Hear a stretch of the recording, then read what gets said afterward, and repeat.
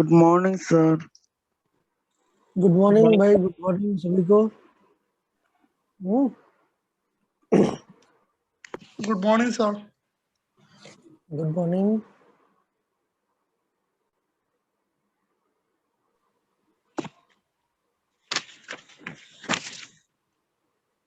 Okay, so I think last class में अपन लोगों ने एनर्जी के बारे में बात किया था।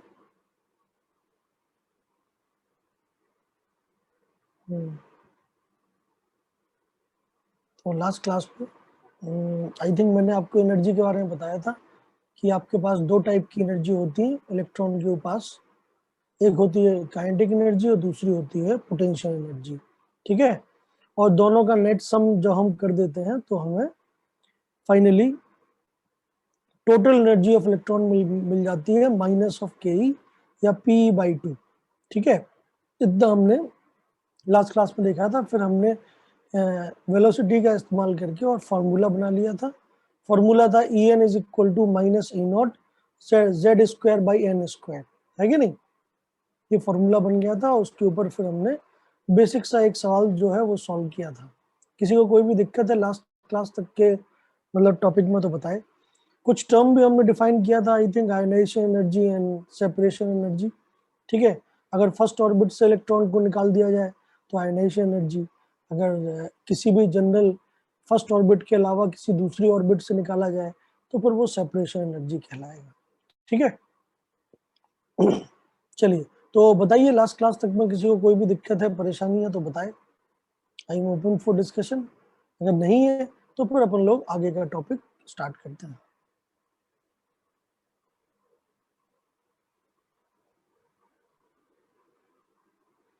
नहीं है, आगे बढ़े। चलिए, सो लास्ट क्लास में हमने देखा था कि energy of electron in any orbit is equal to minus E0 Z square by n square. This was the formula. E0 की वैल्यू आई थी 13.6 इलेक्ट्रॉन वोल्ट, और 1 इलेक्ट्रॉन वोल्ट जो है वो कितना होता है 1.6 इंटू 10⁻⁹ जूल। ठीक है, इतनी बात हमने लास्ट क्लास तक कर लिया था। कोई कुछ कह रहा था, बोलिए। उमेर साले जी कुछ बोलना चाहते हैं आप? नहीं, चलिए। तो इससे हमें क्या कहते हैं बेसिक सवाल, क्योंकि हमने जो जितने भी फॉर्मूले बनाए, तो अगर मैं बोर्स मॉडल का एक साथ रिकैप दूं तो आपने कितने फॉर्मूले बने आपको। एक तो रेडियस का फॉर्मूला मिला r square RN is equal to R0 N square by Z। फिर एक वेलोसिटी का फॉर्मूला मिला VN is equal to V0 Z by N। ठीक है, उसके बाद फिर आपको एक क्या कहते हैं टाइम पीरियड का फॉर्मूला मिला। टाइम पीरियड का फॉर्मूले में क्या आया था, टाइम पीरियड का फॉर्मूला मिला आपको Tn इज इक्वल टू क्या था T0 N cube Z T0 N square. Cube by Z square. So Tn is equal to T0 N cube by Z square. और सिमिलरली फ्रीक्वेंसी का nu n मिला था आपको new net, और इसका उल्टा Z स्क्वायर ऊपर और N क्यूब नीचे। तो टोटल मिला के कितने फॉर्मूले हो गए आपके पास बोर्ड्स मॉडल के? 5 फॉर्मूले हो गए, जो कि स्टैंडर्ड रिजल्ट है। आप सीधा इन 5 को याद करिए, बाकी और कुछ भी याद करने की आवश्यकता नहीं पड़ेगी। क्लियर? क्लियर है सबको? बोलिए। ओके। अब हम क्या मतलब डिस्कस कर रहे थे लास्ट क्लास तक? हम ये डिस्कस कर रहे थे कि आपके पास अगर कोई भी हाइड्रोजन लाइक एटम है और इलेक्ट्रॉन जो है वो अलग अलग ऑर्बिट्स में रह सकता है। आइडियली ग्राउंड स्टेट पे इलेक्ट्रॉन कहाँ रहता है? अगर मैं ग्राउंड स्टेट को ब्लू कलर से बनाऊं तो अगर आपका ये इलेक्ट्रॉन फर्स्ट ऑर्बिट में है n इक्वल टू 1 में, n इक्वल टू 2 में, n इक्वल टू 3 में, तब ये जो फर्स्ट ऑर्बिट है दैट इज ग्राउंड स्टेट। ठीक है, इसके अलावा जितनी भी हायर ऑर्बिट्स में अगर इलेक्ट्रॉन पाया जाता है then that is known as what, excited states. ठीक है, जैसे n इक्वल टू 2 को हम क्या बोल सकते हैं? First excited state. ठीक है, first ES। n equal to 3 को हम क्या बोल सकते हैं? Second excited state. ठीक है, तो एक्साइटेड स्टेट का मतलब क्या है कि मैंने, मान लेते हैं मेरे पास कोई भी एटम है, ठीक है, मैंने उसको एनर्जी दिया और एनर्जी उसके पास जुड़ के उसका इलेक्ट्रॉन जो है वो हायर ऑर्बिट्स में चला गया। तो जब वो अपनी लीस्ट एनर्जी पे था तो that is known as ground state of atom, और जब वो एनर्जी लेके इलेक्ट्रॉन हायर ऑर्बिट्स में चला गया then it is known as what, excited state. ठीक है, आपने जरूर पढ़ा होगा बेसिक आइडिया कि बॉन्ड जब बनते हैं, पुराने बॉन्ड टूटते हैं, नए बॉन्ड बनते हैं, then of course excited state के थ्रू ही मतलब बॉन्ड फॉर्मेशन वगैरह होता है जब इलेक्ट्रॉन की एनर्जी बढ़ जाती है। ठीक है, ओके। तो आप समझिए कि अगर मतलब बेसिक आइडिया क्या है इलेक्ट्रॉनिक ट्रांजिशंस का। अभी तक हमने क्या डिफाइन किया, इलेक्ट्रॉन की किसी भी ऑर्बिट में radius, velocity, time period, frequency, energy. तो अभी तक हमने केवल इतनी चीजों को ही डिस्कस किया है। ठीक है, अभी तक हमने एनर्जी ट्रांसफर्स की बात नहीं की है। अभी तक हमने ये नहीं देखा है कि इलेक्ट्रॉन का ट्रांजिशन एक ऑर्बिट से दूसरे ऑर्बिट में कैसे होता है। समझ रहे हो मेरी बात? तो वो अब हमें यहाँ पे देखना है। ठीक है, तो मान लेते हैं मेरा इलेक्ट्रॉन जो है वो ग्राउंड स्टेट पे है और मैंने इस इलेक्ट्रॉन को एनर्जी दिया। तो अब इलेक्ट्रॉन को एनर्जी देने के अलग अलग तरीके हो सकते हैं। ठीक है, जैसे आप बोलो मैं अगर आपको एनर्जी दूं तो क्या तरीका हो सकता है भैया? सबसे आसानी से मैं आपको गर्म कर दूं, टेम्परेचर बढ़ा दूं। ठीक है, तो टेम्परेचर में भी है क्राइटेरिया। ठीक है, मैं आपके ऊपर हाई एनर्जी रेडिएशन चला दूं, जैसे धूप में बिठा दूं आपको, तो धूप में भी आप क्या कहते हैं आपकी एनर्जी बढ़ जाएगी। क्यों? क्योंकि आप रेडिएशन को एब्जॉर्ब कर रहे हैं। तो सबसे पहले आपको ये समझ में आना चाहिए कि इस टॉपिक में जब भी आप ट्रांजिशंस की बात करोगे तो आपको एक बेसिक आइडिया होना चाहिए कि जनरली इलेक्ट्रॉन किस तरीके से एनर्जी को इनकॉर्पोरेट करता है और उसके थ्रू वो कैसे अपने ग्राउंड स्टेट से एक्साइटेड स्टेट में जाता है, या जब वो अपनी एक्साइटेड स्टेट से ग्राउंड स्टेट में आएगा तो वो किस तरीके के रेडिएशंस को छोड़ेगा। समझ में आ रही बात? So this is the main thing that we need to learn now. ठीक है, जो बेसिक आइडिया था वो तो हम देख ही चुके हैं। ओके, उसमें कोई दिक्कत नहीं है कि अलग अलग ऑर्बिट में इलेक्ट्रॉन की एनर्जी कितनी होगी, रेडियस कितनी होगी, वेलोसिटी कितनी होगी, ये हम निकाल चुके हैं, नो डाउट। बट अब आगे बढ़ने का तरीका क्या है कि किस तरीके से इलेक्ट्रॉन ने एनर्जी को बाहर से लिया और उस एनर्जी को बाहर से लेके इलेक्ट्रॉन कौन सी ऑर्बिट में पहुंच गया, 2 में या 3 में या और आगे कहाँ पहुंचा इलेक्ट्रॉन। समझ में आ रही बात? तो इसके ऊपर क्वेश्चन मार्क है, पहला सवाल। और अगर मान लेते हैं इलेक्ट्रॉन हायर ऑर्बिट्स में चला गया तो वहां पे वो अनस्टेबल है, सिंपल सी बात है, excited state is an unstable state. तो अपने आप ही इलेक्ट्रॉन वापस से क्या करेगा, ग्राउंड स्टेट में आने की कोशिश करेगा, और जब वो ग्राउंड स्टेट में आएगा तो वो एनर्जी रिलीज करेगा। तो एनर्जी वो हमेशा किस फॉर्म में रिलीज करेगा? रेडिएशंस की फॉर्म में, इलेक्ट्रोमैग्नेटिक वेव्स की फॉर्म में। समझ में आ रही बात? तो जो एब्जॉर्प्शन है उसमें भी इलेक्ट्रोमैग्नेटिक वेव्स है। देखिए यहाँ पे आप बोलते हैं कि किसी भी लैम्डा या मतलब किसी भी वेव की एनर्जी एब्जॉर्ब कर ली इलेक्ट्रॉन ने और वो हायर एनर्जी ऑर्बिट्स में चला गया। दूसरा काम क्या हो सकता है? दूसरा काम ये हो सकता है कि जब वो हायर एनर्जी स्टेट में पहुंच गया तो वहां से लोअर एनर्जी स्टेट में आए, उल्टा जो मैं ग्रीन कलर से बता रहा हूँ। अगर ऐसा हुआ तो फिर उसे अपनी एनर्जी रिलीज करनी पड़ेगी। समझ में आई बात? क्योंकि देखिए सिंपल सी बात है, आपको समझ सकते हैं, फर्स्ट ऑर्बिट की एनर्जी है माइनस में, -13.6। अगर मैं हाइड्रोजन की बात करूं तो फर्स्ट ऑर्बिट की एनर्जी कितनी है? -13.6 इलेक्ट्रॉन वोल्ट। सेकंड ऑर्बिट की एनर्जी कितनी है? -3.4 इलेक्ट्रॉन वोल्ट। थर्ड ऑर्बिट की -1.5 इलेक्ट्रॉन वोल्ट। तो आप समझ सकते हैं कि भैया जैसे जैसे क्या कहते हैं आप दूर जाते हो न्यूक्लियस से, आपकी एनर्जी बढ़ती है। Energy can neither be created nor be destroyed.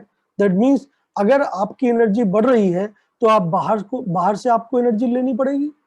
ठीक है, तो जब भी कोई भी इलेक्ट्रॉन ग्राउंड स्टेट से एक्साइटेड स्टेट में जाता है तो वो बाहर से एनर्जी को एब्जॉर्ब करता है। और सबसे आसान तरीके से एब्जॉर्प्शन जो देखा गया है वो कौन सा वाला है? High energy radiations. रेडिएशंस में कौन आएगा? रेडिएशन मतलब क्या है? Electromagnetic waves, light. समझ में आई बात? तो हाई एनर्जी वाली इलेक्ट्रोमैग्नेटिक वेव को आप डालोगे तो ऑफ कोर्स इलेक्ट्रॉन उनको एब्जॉर्ब करते हुए हायर ऑर्बिट्स में चला जाएगा। और अगर वो हायर ऑर्बिट्स में गया तो नो डाउट उसकी एनर्जी बढ़ गई, और वो कोई भी चीज है वो अपने किस स्टेट में रहना चाहेगी? मैक्सिमम स्टेबिलिटी के स्टेट में, है कि नहीं? तो आप जब भी एक्साइटेड स्टेट में जाते हो तो ये बात बिल्कुल पक्की है कि this state is what, temporary. समझ में आ रही बात? क्यों? क्योंकि इसके जो हाफ लाइफ है वो बहुत ही कम है, मतलब within micro seconds we will be back in ground state. समझ में आ रही बात? तो जैसे ही हम एक्साइटेड स्टेट में जाते हैं तो या तो बॉन्ड बन जाए, फिर रिएक्शन हो जाए, बहुत बढ़िया है। अगर रिएक्शन नहीं हो तो फिर इलेक्ट्रॉन अपनी एनर्जी को रिलीज करते हुए वापस से किस में चला जाता है, ग्राउंड स्टेट में। समझ में आ रही बात? तो एक्साइटेड स्टेट जो है वो एक फिक्स्ड मतलब एक स्टेट नहीं है, वो एक टेम्पररी स्टेट है, ठीक है। क्योंकि मुझे एनर्जी मिली तो या तो मैं उस एनर्जी को क्या कहते हैं एब्जॉर्ब ही ना करूं, और अगर मैं उसको एब्जॉर्ब कर रहा हूं तो मुझे उतनी एनर्जी को क्या करना पड़ेगा, बढ़ाना पड़ेगा अपना इलेक्ट्रॉन का। तो इलेक्ट्रॉन जो है वो मूव कर जाते हैं और इन्हीं चीजों को हम बोलते हैं इलेक्ट्रॉनिक ट्रांजिशंस। समझ में आई बात? तो जब कोई भी चीज इलेक्ट्रॉन मतलब रेडिएशन को एब्जॉर्ब कर ले और एक्साइटेड स्टेट में चली जाए तो ऑफ कोर्स ये हमें ब्लू कलर के जो ट्रांजिशंस है वो देखने को मिलेंगे, ठीक है। और कोई भी चीज जब हायर ऑर्बिट से लोअर ऑर्बिट्स में आए, मतलब जब एक्साइटेड स्टेट से वापस से ग्राउंड स्टेट की तरफ आए, तो उसे एनर्जी रिलीज करनी पड़ेगी, and that is known as emission spectrum, ठीक है। तो इसी के नाम है, जैसे जो मतलब हायर ऑर्बिट से लोअर ऑर्बिट में आने को हम क्या बोलते हैं, इमिशन, क्योंकि आपको एनर्जी रिलीज करनी पड़ेगी। और लोअर ऑर्बिट से हायर ऑर्बिट जाने के लिए आपको एनर्जी एब्जॉर्ब करनी पड़ेगी, so that is known as absorption, ठीक है। तो दो टाइप के स्पेक्ट्रम होते हैं, ठीक है। स्पेक्ट्रम हम अभी देखेंगे, स्पेक्ट्रम मतलब अरेंजमेंट, ठीक है, जिनमें हम देख सकते हैं कि भाई इलेक्ट्रॉन या तो चीजों को एब्जॉर्ब कर करके ग्राउंड स्टेट से हायर स्टेट में जा सकता है, या फिर इलेक्ट्रॉन हायर स्टेट से अपनी एनर्जी छोड़ के ग्राउंड स्टेट में आ सकता है। लेकिन ये जितने भी एब्जॉर्प्शन और इमिशन स्पेक्ट्रम है ये हमेशा इलेक्ट्रोमैग्नेटिक रेडिएशन के थ्रू ही होते हैं। तो सबसे इंपॉर्टेंट पॉइंट ये बन जाता है कि इलेक्ट्रोमैग्नेटिक रेडिएशन क्या होता है। समझ में आ रही बात? जब तक हमें यही नहीं पता होगा कि मैं एनर्जी को इलेक्ट्रोमैग्नेटिक स्पेक्ट्रम से कैसे रिलेट करूंगा, तब तक फिर मैं ये डिस्कशन आगे नहीं बढ़ा सकता। आप लोग मेरी बात समझ पा रहे हैं या नहीं? क्योंकि देखिए, अगर मैं इलेक्ट्रॉन हूं, मुझे एनर्जी एब्जॉर्ब करनी है लाइट की फॉर्म में, तो लाइट का कुछ ना कुछ वेवलेंथ होगा, कुछ ना कुछ फ्रिक्वेंसी होगी। जब तक मुझे ये पता नहीं होगा कि फ्रिक्वेंसी के साथ लाइट की एनर्जी कितनी होती है, तब तक मैं कैसे बोलूंगा कि मैं कौन सी ऑर्बिट में जा सकता हूँ, क्योंकि मुझे एनर्जी पता ही नहीं है, ठीक है। और अगर मैं एक्साइटेड स्टेट में हूं और मुझे एनर्जी रिलीज करनी है, जब तक मुझे अपनी इनिशियल और फाइनल एनर्जी के डिफरेंस के बराबर की लाइट की वेवलेंथ या लेमडा नहीं पता होगा, मतलब वेवलेंथ या फिर फ्रिक्वेंसी नहीं पता होगा, तब तक मैं ये भी नहीं बोल सकता कि भैया कितनी फ्रिक्वेंसी की लाइट रिलीज होगी या इमिट होगी। समझ में आ रही बात सबको? बोलिए, क्लियर है? किसी को कुछ भी बोलना है तो बताएं, ठीक है। तो सबसे पहली चीज जो है वो ये बन जाती है कि भैया अगर मैं ग्राउंड स्टेट में हूं तो मुझे कितनी एनर्जी का रेडिएशन चाहिए ताकि मैं अपनी एक्साइटेड स्टेट में पहुंच जाऊं, और अगर मैं एक्साइटेड स्टेट में हूं तो मुझे कितनी एनर्जी का फोटोन या कितनी एनर्जी की लाइट को छोड़ना पड़ेगा ताकि मैं वापस से अपनी ग्राउंड स्टेट में आ जाऊं। समझ में आई बात सबको? कोई कुछ बोलना चाहता है बोले, मैं आपको 1 मिनट देता हूं, कोई भी, किसी को भी कोई भी दिक्कत हो इतनी बात समझने में तो प्लीज पूछे, बताए। नहीं है दिक्कत? ओके देन, चलिए। सो आगे बढ़ते हैं अपन लोग, क्योंकि अब अपन लोग इतना समझ गए हैं कि एनर्जी का ट्रांसफर जो भी होगा इलेक्ट्रॉन के साथ, या एब्जॉर्प्शन हो या इमिशन हो, वो इलेक्ट्रोमैग्नेटिक रेडिएशन की फॉर्म में ही होगा। तो इलेक्ट्रोमैग्नेटिक रेडिएशन की फॉर्म में होगा तो उसके लिए अपन लोग क्या करेंगे, सबसे पहले इलेक्ट्रोमैग्नेटिक रेडिएशन के बारे में पता होना चाहिए कि इलेक्ट्रोमैग्नेटिक रेडिएशन होता क्या है, ठीक है, उसके अलग अलग टाइप्स कितने हैं और उसकी एनर्जी को हम कैसे आइडेंटिफाई करें, ठीक है।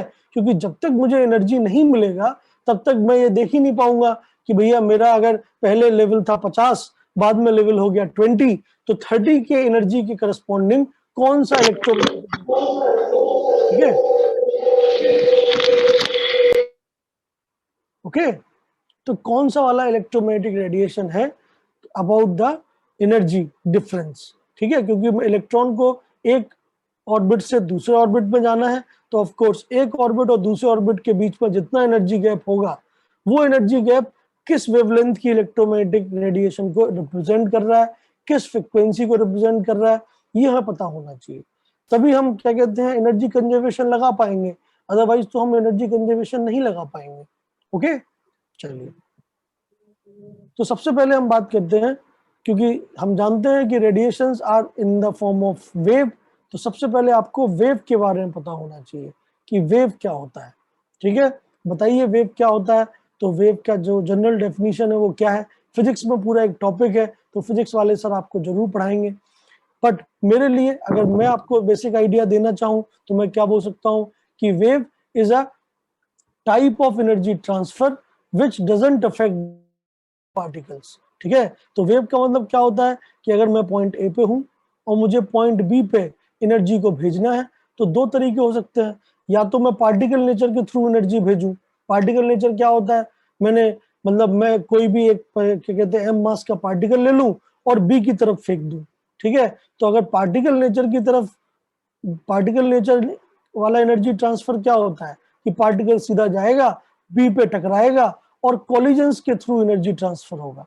तो जब कोलिजन्स के थ्रू एनर्जी ट्रांसफर होता है, जब मैं एनर्जी का एक पैकेट आपकी तरफ फेंक देता हूं और आप उस पैकेट को अपने ऊपर जोड़ लेते हैं, मतलब वो आपसे कोलाइड करता है, तो ये चीज कहलाती है particle nature of energy transfer, ठीक है। जैसे प्रोजेक्टाइल मोशन, आप जो फिजिक्स में बेसिक आइडिया लेते हो, वो सब पार्टिकल नेचर के आइडियाज है मैकेनिक्स के दौरान, ठीक है। वेव का क्या कहना है, वेव का कहना ये है कि भाई हम एनर्जी ट्रांसफर तो करेंगे ए से बी, लेकिन हम मीडियम के पार्टिकल को डिस्प्लेस नहीं करेंगे, ठीक है, उनकी जो मीन पोजीशन है वो वही रहेगी। जैसे एग्जांपल के तौर पे मैंने अभी आपको जैसे एग्जांपल दिया, मान लेते हैं ये ए पॉइंट आपका हाथ है, ठीक है, और बी पॉइंट आपके सामने वाले दरवाजे के ऊपर है, फिक्स्ड है, ठीक है। तो ए पॉइंट आपका हाथ है और बी पॉइंट आपके सामने वाली दीवार या दरवाजे पे एक हुक लगा हुआ है, उस हुक के ऊपर आप एनर्जी ट्रांसफर करना चाहते हो, समझिए, ठीक है। मान लेते हैं हुक है, इसमें आपको एनर्जी भेजना है, ए से बी पे आपको एनर्जी भेजना है। मैंने बोला है दो तरीके हैं, या तो आप क्या करिए, पत्थर उठाइए, पत्थर को मार दीजिए डायरेक्ट हुक के ऊपर, पत्थर जाके हुक पे टकराएगा और जितनी भी एनर्जी वो लेके आया था कुछ लॉसेस के अलावा, वो सारी एनर्जी इस हुक पे ट्रांसफर हो जाएगी। क्लियर है बात, ठीक है। So this is the particle transfer. लेकिन सोचिए अगर मैं वेव के थ्रू एनर्जी को ट्रांसफर करना चाहता हूं तब क्या होगा, तब मैं क्या करूंगा, मैं ए और बी के बीच में, इन दोनों पॉइंट्स के बीच में, ये जो हुक था बी पॉइंट और ये ए पॉइंट जहां पे है, मैं एक रस्सी बांध देता हूँ। मतलब मान लेते हैं एक रस्सी है जो मैंने पहले से ही बांध दी, ठीक है। दैट मीन्स अब डायरेक्टली मैं किसी को नहीं भेज रहा हूँ बी पे एनर्जी ट्रांसफर करने के लिए, मैं ए पे ही एनर्जी दूंगा, लेकिन वो एनर्जी बी पे पहुंच जानी चाहिए, ठीक है। तो मैं क्या करता हूँ, मैं ए पे अपनी एनर्जी रिलीज करता हूँ, फोर्स लगाता हूँ ऊपर की तरफ, ऐसे ऐसे आप रस्सी करोगे, ठीक है, ऊपर नीचे करिए।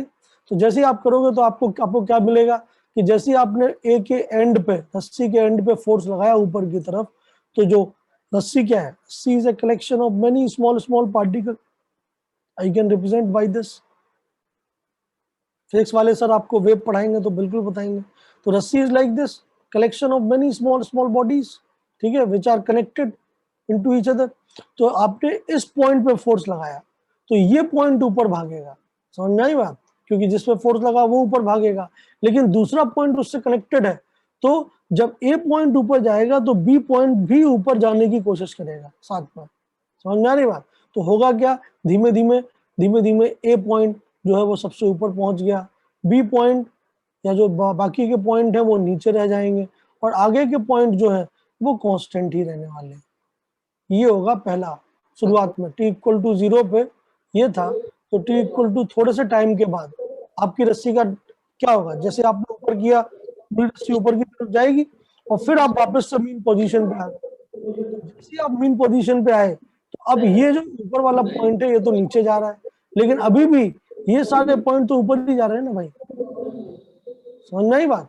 तो ऑफ कोर्स आपको इस टाइप के पैटर्न्स देखने को मिलते हैं जब वेव वाला ट्रांसफर होता है। ठीक है, समझ में आ रही बात? तो अपना माइक बंद कर लीजिए अगर आपको डाउट नहीं है तो।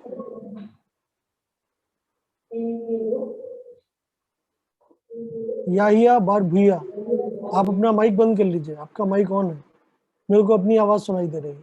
एनीवे, तो जब भी वेव ट्रांसफर होता है तो वेव कैसे ट्रांसफर होता है? आपने एनर्जी दिया ए को, लेकिन मीडियम के पार्टिकल डिस्प्लेस हुए और मीडियम के पार्टिकल एनर्जी को कंटिन्यूसली आगे वाले पार्टिकल को देते जा रहे हैं। एक ना एक दिन ऐसा जरूर आएगा जब हुक पे लगा हुआ पार्टिकल को एनर्जी मिल जाएगी। समझ में आई बात? तो वेव में हमेशा आप देखोगे कि जो मीडियम के पार्टिकल है वो कभी डिस्प्लेस नहीं होते हैं, वो अपनी मीन पोजीशन पे वापस आ जाएंगे। जैसे ही वेव यहाँ से पास होगा, पूरी की पूरी रस्सी क्या होगी? वापस से अपनी मीन पोजीशन पे आ जाएगी। This is the basic idea of wave. समझ में आई बात? सो वेव को अगर मैं डिफाइन करना चाहूं तो मैं क्या बोल सकता हूं कि wave is a kind of या is a transfer of energy between 2 points without affecting the medium particle.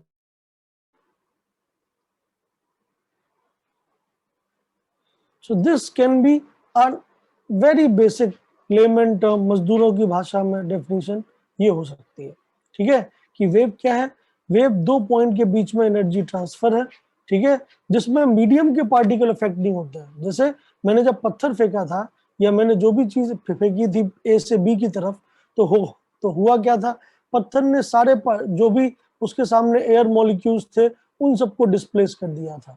वो कभी भी अपनी मीन पोजीशन पे वापस नहीं आ पाएंगे। लेकिन वेव में क्या है? रस्सी के थ्रू, रस्सी इज द मीडियम जिसके थ्रू मैं एनर्जी को भेज रहा हूँ। ठीक है, तो रस्सी एनर्जी भेजने के बाद वापस से अपनी मीन पोजीशन पे वैसी आ जाएगी जैसे पहले थी। ठीक है, उसमें कोई डिफरेंस नहीं होगा। T equal to T final. बस एनर्जी जो है वो जरूर एक एक मतलब पार्टिकल्स के थ्रू आगे बढ़ती जा रही है और फाइनली जो हिंज है या जो हुक है उस हुक के लास्ट पॉइंट पे वो एनर्जी को ट्रांसफर कर देगा। किसी को कोई भी दिक्कत है, परेशानी है, बताए? कोई कुछ कहना चाहता है? बोलिए। ज्यादा डिटेल में आप लोग ये टॉपिक जरूर पढ़ेंगे फिजिक्स में। वेव ऑप्टिक्स में बहुत इंपॉर्टेंट टॉपिक है जो कि आपको बिल्कुल पढ़ाया जाएगा इन डिटेल में। बट मैं एक बेसिक आइडिया आपको दे रहा हूँ कि wave is like what is the transfer of energy in which medium particles are not affected.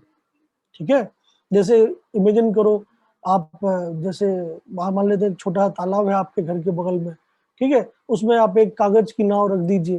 कागज की नाव को आपको एनर्जी देना है, आगे बढ़ाना है।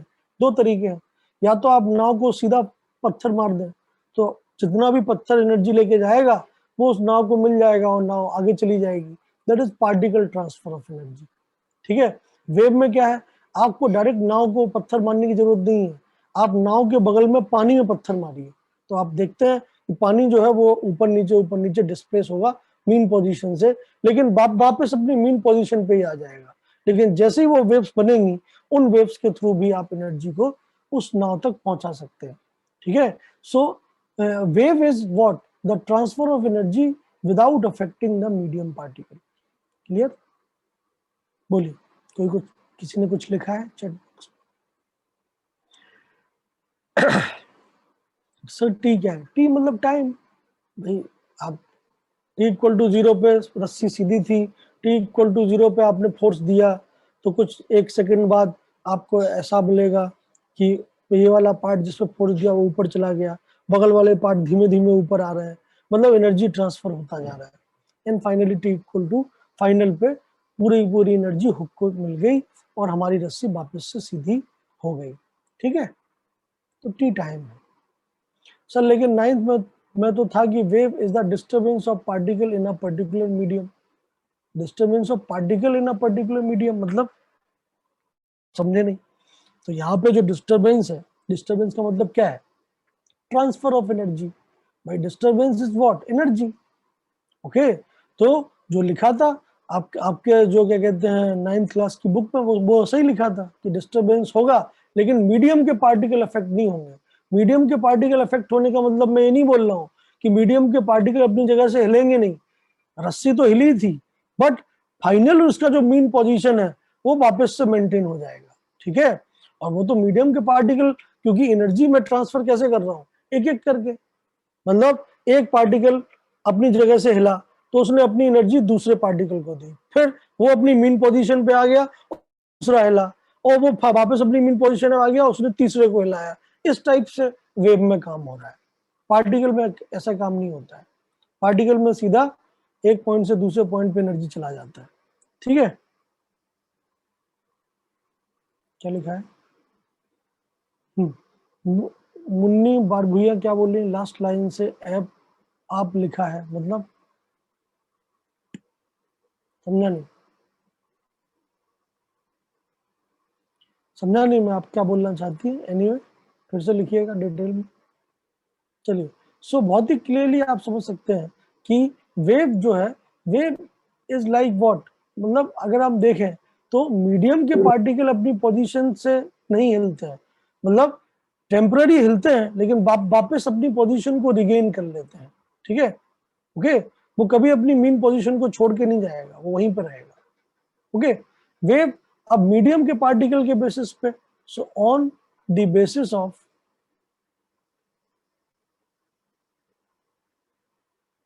मैं कहूंगी oscillation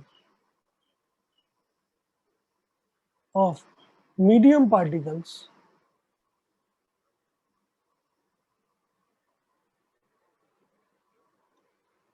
waves are classified into two major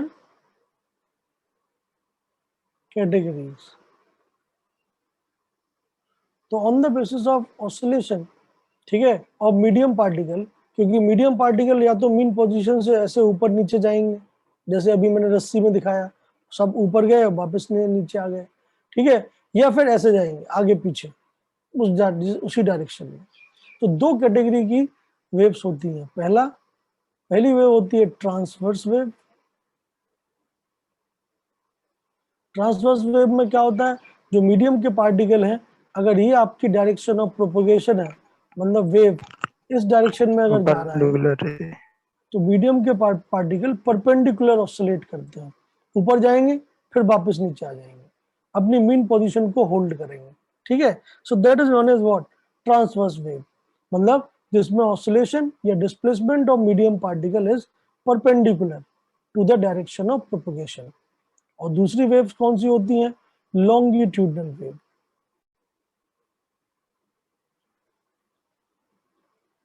इसमें क्या होता है, इसमें जिस डायरेक्शन में वेव आगे जा रही है एनर्जी लेके, उसी डायरेक्शन में ऑसिलेशंस होते हैं, किसके, मीडियम के पार्टिकल के, ठीक है। मतलब in this the medium particle oscillates in the direction of propagation, मतलब जिस डायरेक्शन में हमारी वेव आगे बढ़ रही है, ठीक है, उसी डायरेक्शन में हमारे मीडियम के पार्टिकल ऑसिलेट कर रहे हैं। समझ में आ रही बात, मतलब ऐसे जाते हैं और फिर वापस आ जाते हैं अपनी मीन पोजीशन पे, ठीक है। बहुत कॉमन एग्जांपल है, जितनी भी इलेक्ट्रोमैग्नेटिक वेव है वो सब ट्रांसवर्स वेव है, ठीक है।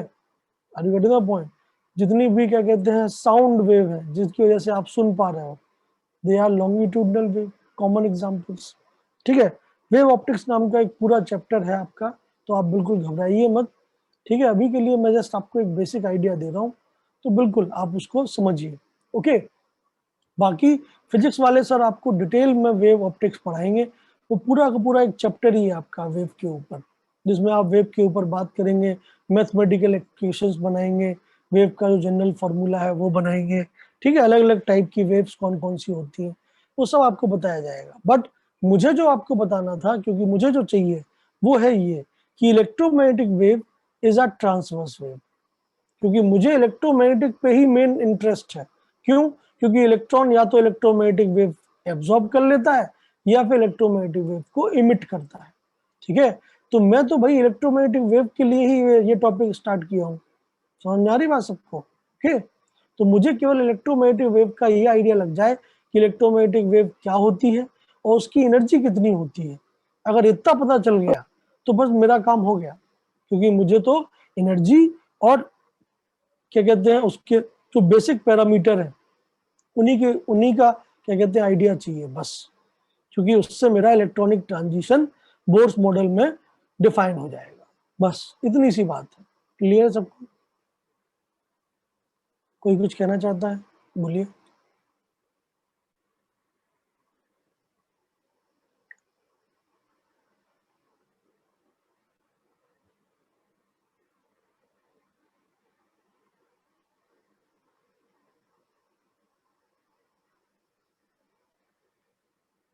बोलिए बोलिए, कोई किसी को कोई भी दिक्कत हो तो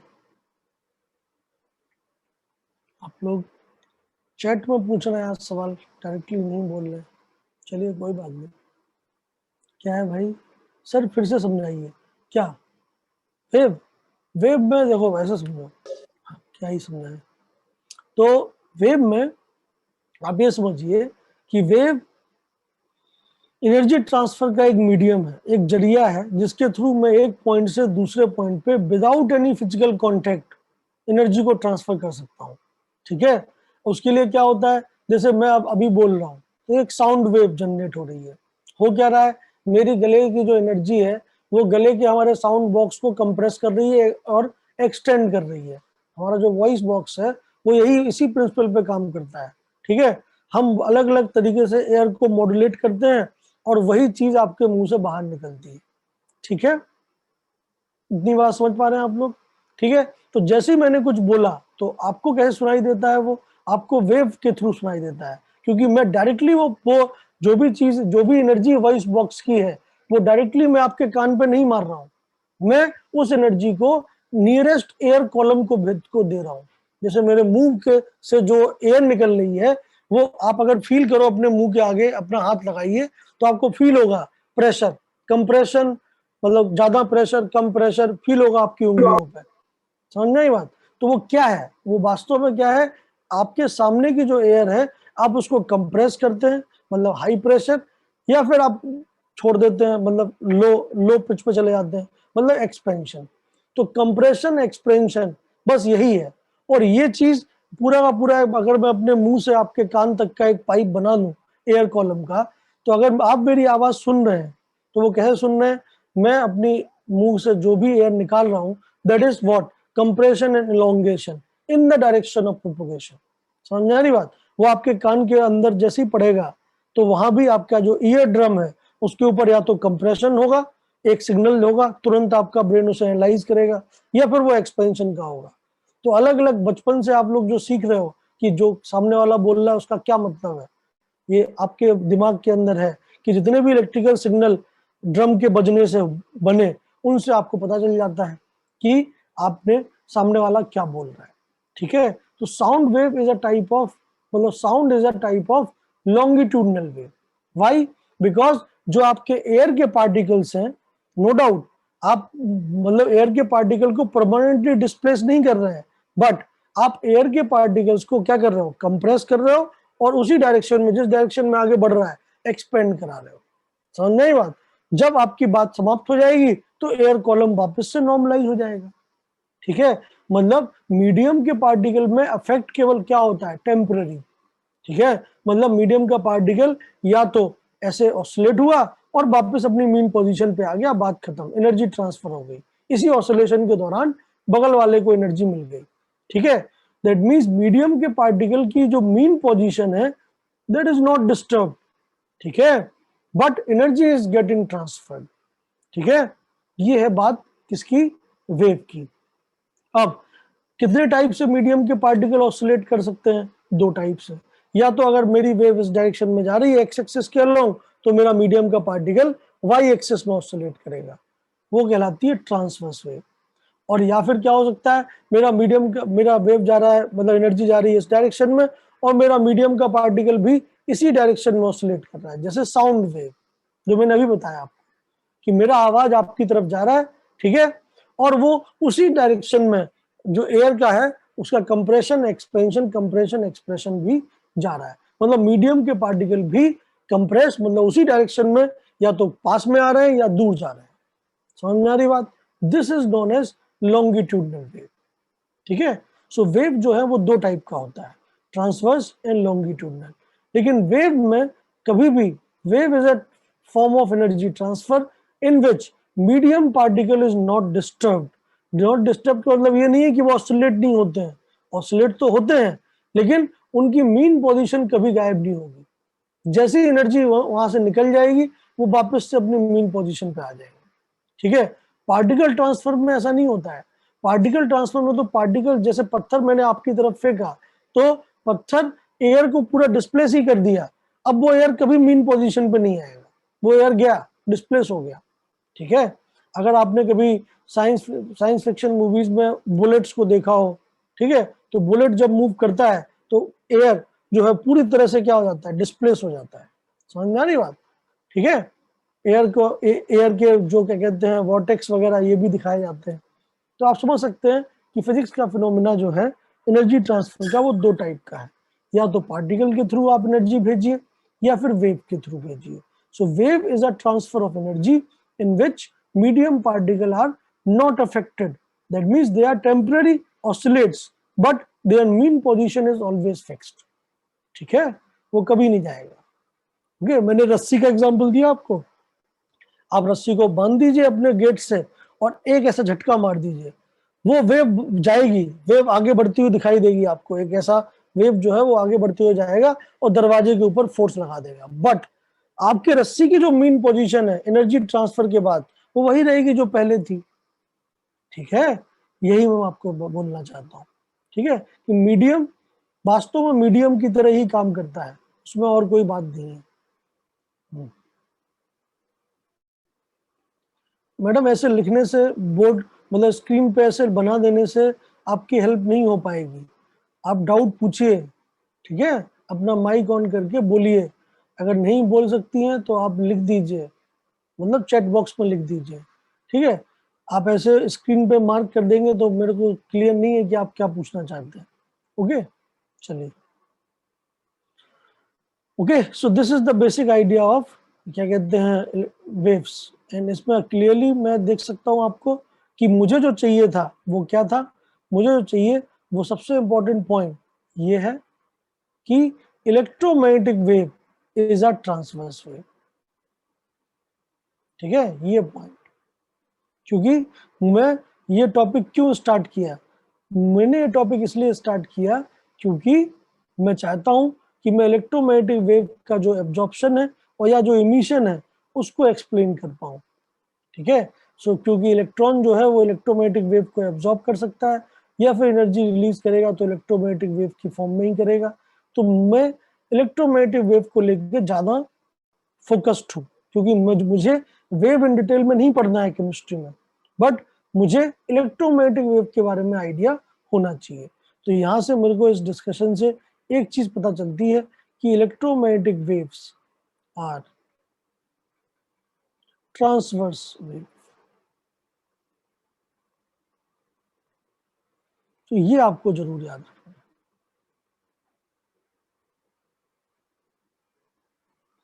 ठीक है, आगे काम आएगा, आगे की बात करते हैं। ओके, तो वेव का जो रिप्रेजेंटेशन है वो कैसा है।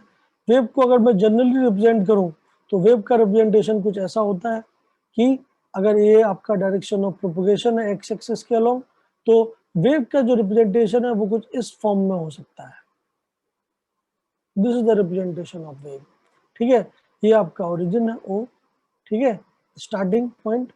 तो ये जो पर्टिकुलर मतलब डिस्टेंस है, मतलब वेव एक कंप्लीट ऑसिलेशन में जितनी डिस्टेंस ट्रेवल करे, या तो आप ऐसे 0 से 0 या फिर आप ऐसे देख लीजिए कि जो टॉप पॉइंट्स हैं वो कहलाते हैं क्रस्ट, और जो बॉटम पॉइंट है that is known as trough.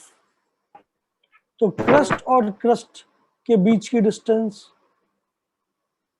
या तो ऐसे देख लीजिए, या ट्रफ और ट्रफ के बीच की डिस्टेंस, या 0 और 0 के बीच की डिस्टेंस, ये डिस्टेंस कहलाती है वेवलेंथ ऑफ द वेव। लिख देता हूं, so this is known as lambda. Lambda मतलब लैम्डा ग्रीक लेटर है और लैम्डा रिप्रेजेंट करता है वेवलेंथ ऑफ द वेव। ठीक है, कुछ इंपॉर्टेंट पॉइंट मैं आपको बता रहा हूँ। दूसरा ये कि मैक्सिमम हाइट ऑफ क्रस्ट कितना है या मैक्सिमम डेप्थ ऑफ क्रस्ट मतलब ट्रफ कितना है, this is known as amplitude A.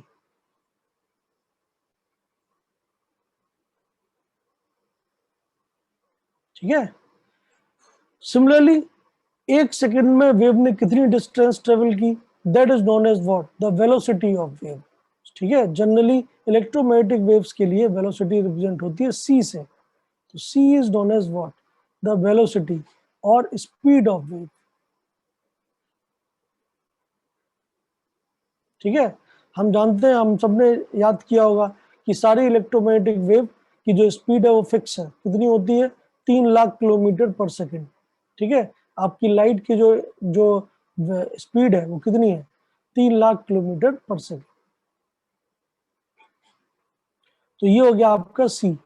ठीक है, तो कुछ इंपॉर्टेंट पॉइंट्स हैं जो हम वेव के लिए जरूर आइडेंटिफाई कर सकते हैं, किसी भी वेव मोशन के लिए। तो ऑफ कोर्स हमें अब कुछ इंपॉर्टेंट बेसिक से पॉइंट जो है वेव के लिए नोट कर लेने चाहिए कि भैया एम्पलीट्यूड क्या होता है, वेवलेंथ क्या होता है, फ्रिक्वेंसी क्या होता है, ठीक है, वेव की स्पीड क्या होती है, ताकि हमें एक जनरल आइडिया रहे वेव का कि वेव अगर होगा तो हम उसे लैम्डा या न्यू से कैसे रिप्रेजेंट कर सकते हैं। लैम्डा मतलब वेवलेंथ, न्यू मतलब फ्रिक्वेंसी। ठीक है, फ्रिक्वेंसी भी एक बहुत इंपॉर्टेंट फैक्टर है, nu, that is known as frequency. Frequency का मतलब क्या है, कितने ऑसिलेशन पूरे के पूरे 1 सेकंड में कितने ऑसिलेशन कंप्लीट हो गए। ठीक है, तो ऑफ कोर्स ये सब इंपॉर्टेंट पॉइंट्स हैं जो कि हमें नोट करने चाहिए। ठीक है, तो कोई पूछ रहा है, क्या पूछ रहा है भाई चैट बॉक्स? ये प्लीज रिपीट अगेन दिस मतलब क्या मैडम, फिर से समझाइए। मैं समझ नहीं पा रहा हूँ, आपको डाउट क्यों आ रहा है, मतलब क्या दिक्कत आ रही है एग्जैक्टली, मेरे को समझ में नहीं आ रहा। आप मेरे को बताइए एग्जैक्टली क्या दिक्कत है, बोलिए। आप अपना माइक खोलिए और बोलिए क्या दिक्कत है।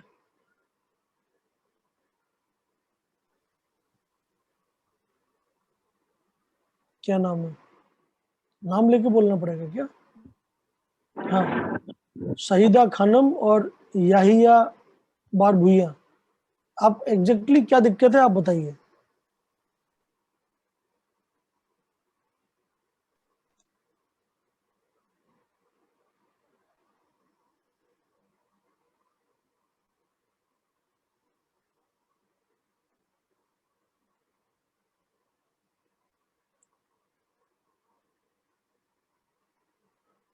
देखिए, अगर आप बोलेंगे नहीं तो फिर उससे लॉस होगा आपका, मतलब आप नहीं बोलेंगे तो मैं मुझे समझ में नहीं आएगा कि एग्जैक्टली आपको क्या क्या परेशानियां हैं।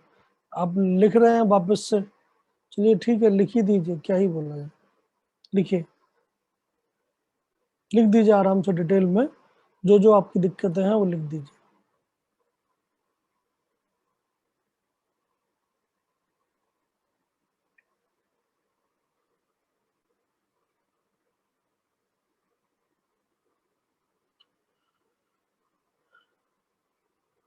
भाई 2 पार्ट तो मैंने कुछ बताया ही नहीं आपको, एक ही पार्ट चल रहा है, वेव क्या होता है। Anyway, I did not understand wave part 2।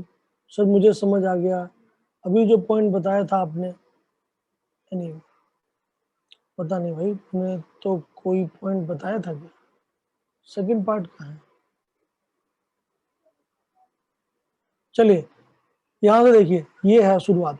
तो भैया मैंने आपको क्या बोला कि इलेक्ट्रॉन एनर्जी एब्जॉर्ब करके हायर ऑर्बिट्स में जा सकता है, इलेक्ट्रॉन एनर्जी रिलीज करके लोअर ऑर्बिट्स में आ सकता है। और मैंने आपको बोला कि चाहे वो एब्जॉर्ब करे चाहे इमिट करे, वो हमेशा इलेक्ट्रोमैग्नेटिक वेव की फॉर्म में ही काम करता है। दैट मीन्स अगर मुझे इलेक्ट्रोमैग्नेटिक वेव की एनर्जी या उनके बेसिक आइडिया के बारे में पता नहीं होगा तो फिर मैं ये ट्रांजिशन वाले काम नहीं करा सकता। This was the very first point जो हमने आज क्लास में समझा।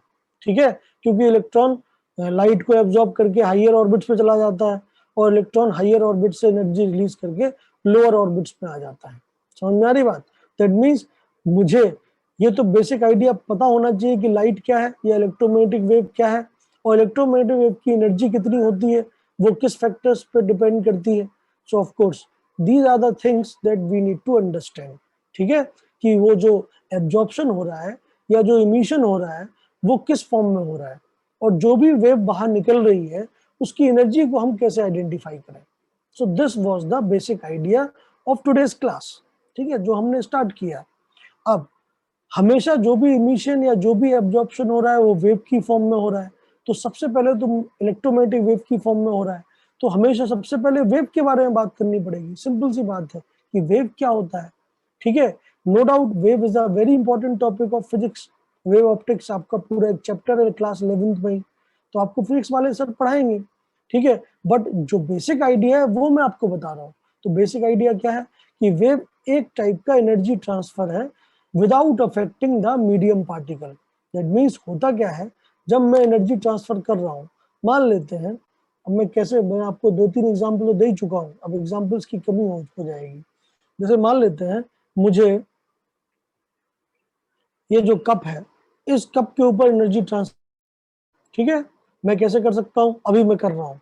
मैंने इस कप को पकड़ रखा है नहीं, मतलब डायरेक्ट एनर्जी ट्रांसफर. मैंने सीधा गया, कप को पकड़ा और ये पकड़ के उठा लिया. मतलब फ्रिक्शनल फोर्सेस हैं, बहुत सारी चीजें हैं, बट कप के ऊपर मैंने एनर्जी लगा रखी है. This is like what, the particle transfer of energy. ठीक है, जैसे मैं हूं, मुझे आपके ऊपर एनर्जी ट्रांसफर करना है पार्टिकल नेचर के थ्रू, तो मेरे पास 50 तरीके हैं. ठीक है, अब सुनने में मतलब ऐसे तरीके बताऊंगा ताकि आप याद रख पाओ. जैसे सपोज दैट मैं आपको क्या कहते हैं, आपकी तरफ एक क्या कहते हैं पत्थर फेंक दूं, पत्थर आपको लगेगा, है कि नहीं.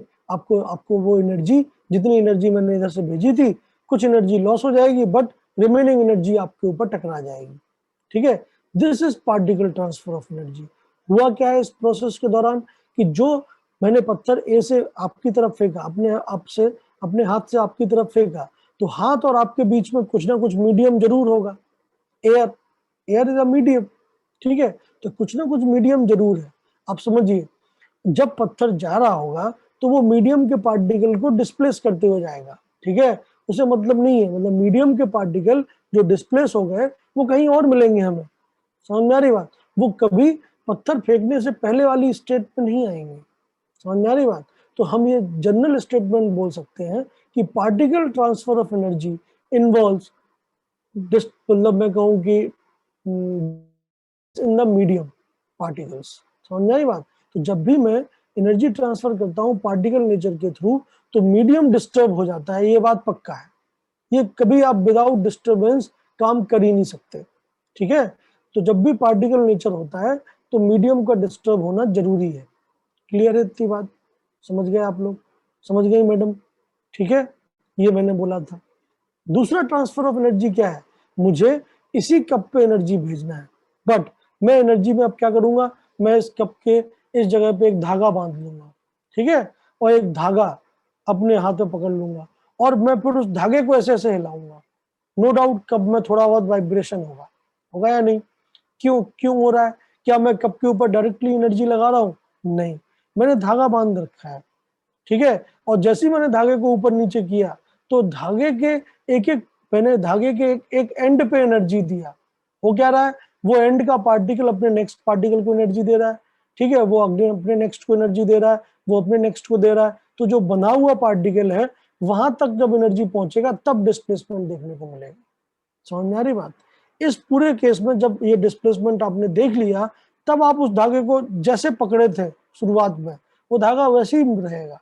क्या धागा बीच से टूट जाएगा, क्या धागे के पार्टिकल एक दूसरे से दूर हो जाएंगे, नहीं. दैट मीन्स धागे के पार्टिकल के थ्रू एनर्जी तो गया है, बट धागा अपने आप में क्या है, कांस्टेंट है. दिस इज द थिंग कि वेव क्या होती है, एनर्जी ट्रांसफर तो है, बट मीडियम के पार्टिकल की मीन पोजीशन चेंज नहीं हो रही है, मीडियम के पार्टिकल का अरेंजमेंट चेंज नहीं हो रहा है. हाँ, उनके थ्रू एनर्जी जा रही है, नो डाउट जा ही रही है. ठीक है, बट मीडियम के पार्टिकल जैसे पहले थे वैसे एनर्जी ट्रांसफर के बाद भी होंगे. सही, ठीक है, जब ऐसा होता है तब वो वेव कहलाता है. ओके मैडम, बोलिए, अभी भी आपको दिक्कत है तो बताइए।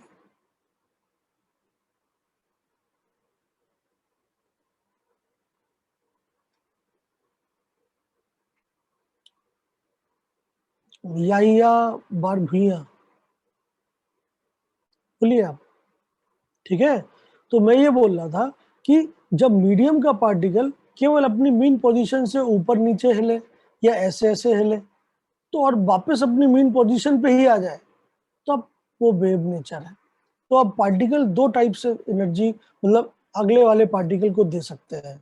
एक टाइप से एनर्जी क्या है, जैसे मैंने अभी बताया कि जैसे मैंने एनर्जी दिया पार्टिकल ऊपर गया, ऊपर जाते ही उसने नेक्स्ट पार्टिकल को भी ऊपर खींचा, तो ये कौन सा वाला ऑसिलेशन है, ऊपर नीचे वाला है। वेव जा रही है इस डायरेक्शन में लेकिन पार्टिकल ऑसिलेट हो रहा है ऊपर नीचे, ये कहलाएगा ट्रांसवर्स वेव। ठीक है, दूसरा मैंने साउंड वेव का एग्जांपल दिया, उसमें क्या हो रहा है, वेव जिस डायरेक्शन में जा रहा है आपका जो एयर है वो उसी डायरेक्शन में कंप्रेस और एक्सटेंड हो रहा है। ठीक है, लेकिन मीन पोजीशन वही है। ठीक है, तो आप समझ सकते हैं कि दो टाइप की वेव हो सकती है।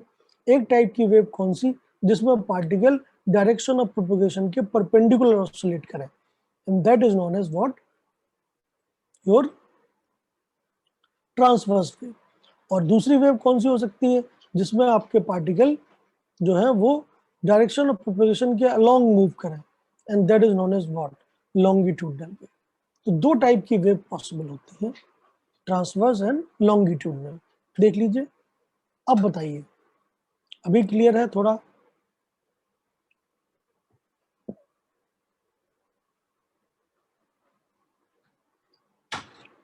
ठीक है, तो कोई आपसे पूछे वेव क्या होता है तो आप सीधा आंसर दे दीजिए कि wave is a disturbance in which medium particle is not affected.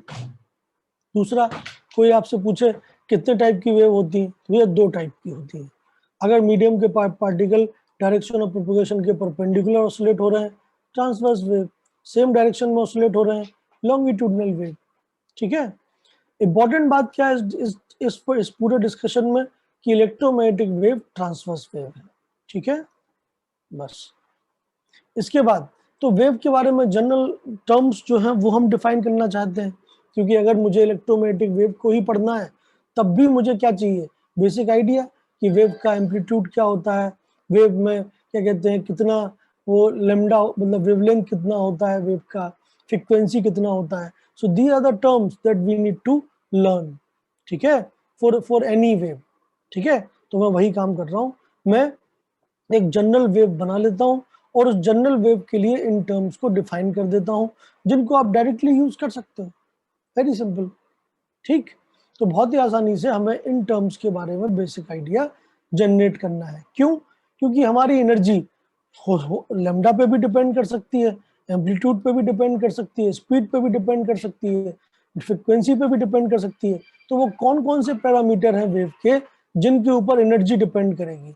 क्यों? क्योंकि हमारा प्राइम गोल तो हमेशा से क्या रहा है, ये कि कितनी एनर्जी एसोसिएटेड है इलेक्ट्रोमैग्नेटिक वेव के ऊपर, क्योंकि हम तो यही काम करना चाहते हैं ना, इसलिए हम वेव पढ़ रहे हैं, अदरवाइज हमें वेव पढ़ने की जरूरत ही क्या थी। ठीक है, तो हम तो केवल और केवल हाइड्रोजन के स्पेक्ट्रम को, हाइड्रोजन में जो कौन सी एनर्जी एब्जॉर्ब होगी, कौन सी एनर्जी इमिट होगी, इसी को समझने के लिए ना ये सब पढ़ रहे हैं, अदरवाइज पढ़ने की जरूरत ही क्या थी। दैट मीन्स हमारा जो प्राइम फोकस है वो है इलेक्ट्रोमैग्नेटिक वेव की एनर्जी को आइडेंटिफाई करना। ओके, चलिए, तो अब अगर मैं मान लूं कि मेरे पास कोई जनरल वेव है like this, so of course for any general wave, और मान लेते हैं वो ट्रांसवर्स नेचर का है, मतलब इस टाइप से ही उसको उसको बनाया गया है। ठीक है, ये आपका ओरिजिन है ओ, जैसी को हम बोल सकते हैं सोर्स, जहाँ से वेव स्टार्ट हुआ है। ठीक है, जितने भी टॉप पॉइंट्स हैं, ये टॉप पॉइंट्स जो हैं वो कहलाते हैं क्रेस्ट ऑफ वेव, जितने भी डाउन पॉइंट्स हैं एकदम नीचे वाले वो कहलाते हैं ट्रफ। तो क्रस्ट हो गया, ट्रफ हो गया, दो क्रस्ट या दो ट्रफ के बीच की डिस्टेंस को हम क्या बोलते हैं, लेमडा या वेवलेंथ। तो ये भी मैं बना देता हूँ, जैसे एक क्रस्ट और दूसरा क्रस्ट, तो इन दोनों के बीच की जो डिस्टेंस है that is known as lambda या वेवलेंथ। ठीक है, क्लियर है बात? चलिए, तो कुछ इम्पोर्टेंट जो क्या कहते हैं, मतलब मैं कहूँ डेफिनेशंस हैं, उनको अपन लोग नोट कर लेते हैं। सो मैं यहाँ पे लिख रहा हूँ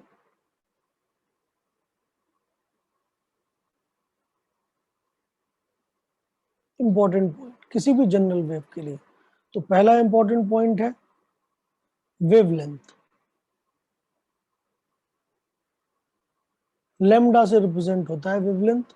लैम्डा एक मतलब सिंबल है, ग्रीक सिंबल है। जैसे अंग्रेजी में लेटर एल होता है, ग्रीक में उसी लेटर एल को लैम्डा बोलते हैं। रिप्रेजेंटेशन ये है। तो क्या लिख सकते हैं आप वेवलेंथ के बारे में? तो वेवलेंथ के बारे में आप लिख सकते हैं कि wavelength is the distance between two adjacent crest और ट्रफ। तो दो नियरेस्ट क्रस्ट के बीच में या दो नियरेस्ट ट्रफ के बीच में कितनी डिस्टेंस है, उसको हम बोलते हैं वेवलेंथ। या इसी को हम बोल सकते हैं एक और नई डेफिनेशन से कि the distance travelled by wave in one complete oscillation या रेवोल्यूशन। मतलब एक कंप्लीट वेव फ्रंट बनाने में कितनी डिस्टेंस ट्रेवल हुई, मतलब वेव एक पूरे पूरे मतलब एक पर्टिकुलर कंप्लीट वेव फ्रंट बनाने में कितनी डिस्टेंस को ट्रेवल करता है, that is known as wavelength. No doubt wavelength की यूनिट जो है वो डिस्टेंस की ही है। तो डिस्टेंस की यूनिट्स क्या होती है? जैसे मीटर हो गया, सेंटीमीटर हो गया, मिलीमीटर हो गया, माइक्रोमीटर हो गया, नैनोमीटर हो गया, एंगस्ट्रम हो गया, पिकोमीटर हो गया। तो मीटर्स की अरे के ही ऑर्डर में आपको यूनिट्स में क्या मिलेगा? वेवलेंथ। ठीक है, तो बहुत सारी वेव हैं जो एक पूरे ऑसिलेशन के दौरान 1 मीटर ट्रेवल कर सकती हैं, तो उनकी लैम्डा क्या हो जाएगी? 1 मीटर। बहुत सारी ऐसी हैं जो एक पूरे ऑसिलेशन में 10⁻⁻15 मीटर ही ट्रेवल करती हैं, फेम्टोमीटर्स। तो भैया अलग अलग वेव्स पॉसिबल है। ठीक है, और उनमें एक सबसे करेक्टरिस्टिक चीज क्या है अलग अलग आइडेंटिफाई करने की? Lambda, wavelength. क्योंकि अलग अलग वेव का वेवलेंथ अलग अलग होना चाहिए। ठीक है, समझ में आई बात? वेवलेंथ क्या है? एक पर्टिकुलर ऑसिलेशन में कितनी डिस्टेंस वेव ने ट्रेवल की। ठीक है, ओके। सो ये डेफिनेशन आपको एकदम याद होनी चाहिए, पता होना चाहिए। ठीक है, फिजिक्स में वापस से आएगा, खूब डिटेल में आएगा, तो आप उसकी चिंता ना करें। ठीक है, अभी के लिए जितना जितना बेसिस चाहिए आपको उतना मैं आपको बता रहा हूँ। तो पहला हो गया आपका वेवलेंथ। अगला, तो जो दूसरा है that is known as frequency, and frequency is represented by nu. Nu, ये जो मैंने पहले भी बोला है, this thing. So this thing is known as nu. N है ग्रीक लेटर। ठीक है, तो न्यू जो है वो फ्रीक्वेंसी बताता है। What do you know frequency? Frequency को आप कैसे एक्सप्लेन करोगे, कैसे डिफाइन करोगे? तो फ्रीक्वेंसी को अगर आपको डिफाइन करना है तब आप क्या बोलेंगे? Frequency is defined as the number of oscillation और रेवोल्यूशंस पर यूनिट टाइम।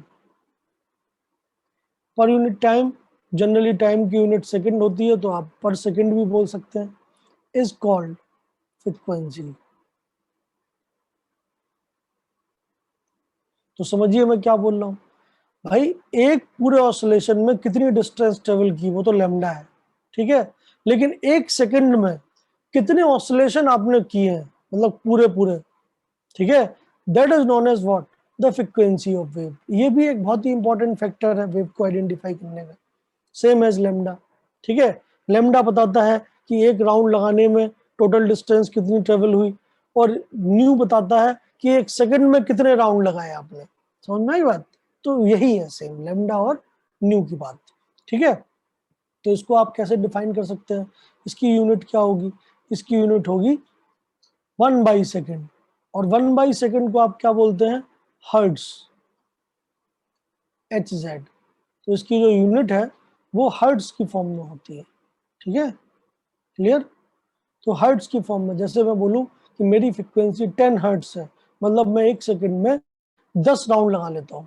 अगर मेरी फ्रिक्वेंसी 100 हर्ट है तो दैट मीन्स मैं 1 सेकंड में 100 राउंड कंप्लीट कर लेता हूं कंप्लीट ऑसिलेशंस के। ठीक है, तो ये भी वेव का एक बहुत ही बढ़िया, क्या कहते हैं, इंपॉर्टेंट पैरामीटर है। ठीक है, चलिए अगला देखते हैं। तो थर्ड वाला हम क्या बोल सकते हैं? एम्पलीट्यूड। ए, एम्पलीट्यूड कैसे डिफाइन होगा? एम्पलीट्यूड डिफाइन होगा इससे कि ये जो पर्टिकुलर क्रेस्ट है उसकी हाइट कितना है, या ये जो ट्रफ है इसकी हाइट कितना है। These are known as what? Amplitudes. ठीक है, तो वेव का मैक्सिमम जो ऑसिलेशन है पार्टिकल्स का वो कितना है, that is known as amplitude. Amplitude को आप कैसे डिफाइन करेंगे? द हाइट ऑफ क्रस्ट और the depth of trough is known as amplitude। ठीक है, क्लियर है बात? बोलो। कोई कुछ कहना चाहता है इस बारे में? ओके, इसका यूनिट भी क्या होगा? ऑफ कोर्स जब हाइट है तो मीटर होगा, मीटर, सेंटीमीटर, नैनोमीटर, मतलब वही डिस्टेंस की यूनिट इसका आंसर है। Okay, so this is about amplitude. किसी को अभी भी, किसी को कुछ कहना है? अभी तक कोई डाउट है तो बताएं।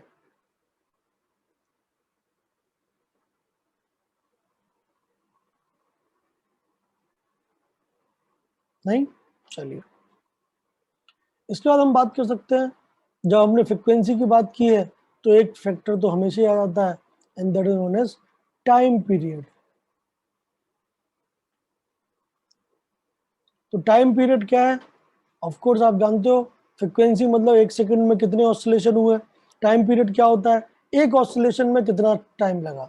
ठीक है, सो टाइम पीरियड कैसे डिफाइन हो सकता है? Time period is defined as the time required for one complete revolution is known as time period, and time period is always defined as 1 by frequency। that means time frequency का क्या होगा? Unit hertz, तो इसका unit क्या होगा? इसका unit होगा time, seconds, millisecond, microsecond, nanosecond, जो भी आए। ठीक है, so that will be the time period. ठीक है, किसी को कोई भी दिक्कत है समझने में? बताएं। Okay, so time period is always inverse of what? Frequency. ये हमने पहले भी देखा है बोर्ड्स मॉडल में। ठीक है, अगला देखते हैं, 5वां नंबर। तो अगला जो है वो कहलाता है स्पीड ऑफ वेव। मैं जानबूझ के उसको सी लिख रहा हूँ, क्यों? क्योंकि भैया जो स्पीड है वो हमें, क्योंकि मुझे तो फाइनली इलेक्ट्रोमैग्नेटिक वेव की बात करनी है, और इलेक्ट्रोमैग्नेटिक वेव चाहे कोई भी हो, किसी भी टाइप की हो, उसकी स्पीड फिक्स होती है सी के बराबर। लाइट की speed that is always a constant. ठीक है, तो स्पीड क्या होती है? स्पीड होती है, speed of wave is defined as what? The distance traveled by wave per unit time। Generally per unit time क्या होता है? सेकेंड। ठीक है, is known as speed of the wave. ठीक है, स्पीड को हम कैसे डिफाइन करेंगे बताइए? अगर मुझे वेव का लेमडा पता है, न्यू पता है, टाइम पीरियड पता है, तो बताइए हम कैसे डिफाइन करेंगे? क्लियर? तो आप क्लियरली समझ सकते हैं कि लेमडा क्या रिप्रेजेंट करता है? एक कंप्लीट ऑसिलेशन में कितनी डिस्टेंस ट्रेवल की। न्यू क्या रिप्रेजेंट करता है? नंबर ऑफ ऑसिलेशन पर यूनिट टाइम, यही करता है। अगर आप लेमडा और न्यू को मल्टीप्लाई कर दें तो आपको डिस्टेंस मिल जाएगी 1 सेकंड में। भाई मेरा एक कदम है 1 मीटर का और मेरा फ्रिक्वेंसी है 10 1 सेकंड में, तो बताइए मैंने कितनी डिस्टेंस ट्रेवल की? 10 मीटर्स, क्योंकि एक कदम में मैं 1 मीटर चलता हूँ और मेरी फ्रिक्वेंसी 10 का मतलब क्या है, 1 सेकंड में मैं 10 कदम रखता हूँ, तो मेरा टोटल डिस्टेंस ट्रेवल कितना हो गया पर सेकंड? लैम्डा इनटू न्यू, है क्या नहीं? तो हमेशा याद रखिए, दिस इज वेरी इंपॉर्टेंट। तो इसको मैं थोड़े अलग कलर से बना देता हूँ। तो हमेशा सी जो है वो आता है लैम्डा इनटू न्यू के बराबर। लैम्डा क्या है? द डिस्टेंस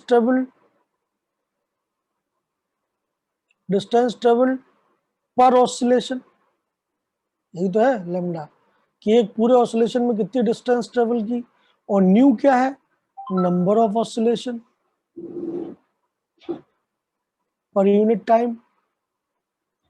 बस आ गया ना भाई, डिस्टेंस एक ऑसिलेशन में लैम्डा के बराबर आपने ट्रेवल किया।